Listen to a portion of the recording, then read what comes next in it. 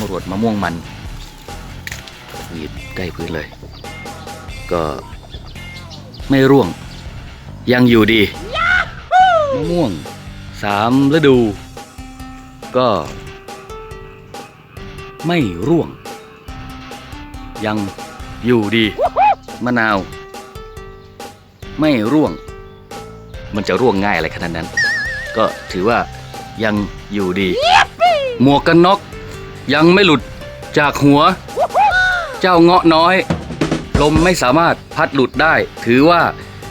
ยังอยู่ดีทำที่ปลูกผักไว้ผักไม่ขึ้นไม่เกี่ยวสุนัขที่เลี้ยงไว้ที่บ้านกำลังจะถูกเสือที่ออกมาจากป่าขย่ำคอ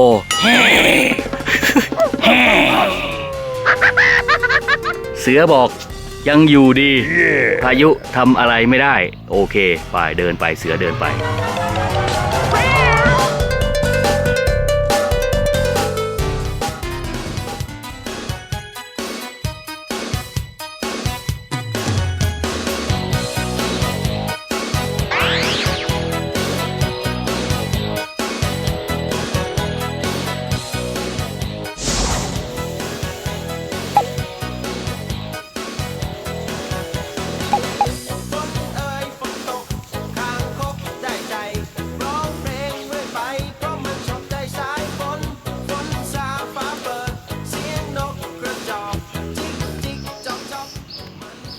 คางคกขี้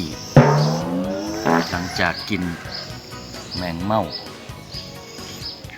นับร้อยตัวหลังจากพายุฝนเข้าเมื่อคืนนี้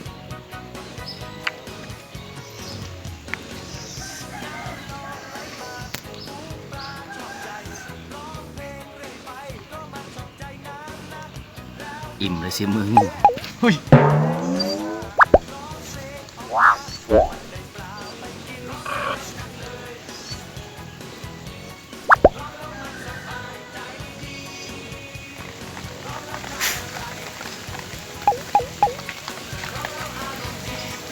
ไอ้นี่อะไรของมึงเนี่ย